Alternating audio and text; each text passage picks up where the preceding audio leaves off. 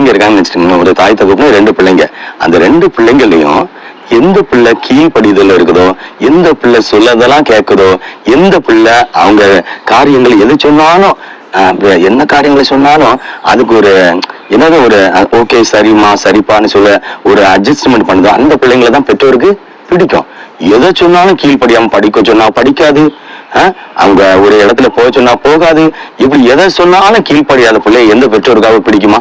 பிடிக்கவே முடியாது. ஏன்னா தாய் பேச்சு கேட்காத வவ்வால் தலைகீழ தொங்குவான்னு சொல்லுவாங்க. அதே மாதிரி தகப்பன் சொன்னது கேட்கலாட்டியும் ஆபத்து வருமா இல்லையா?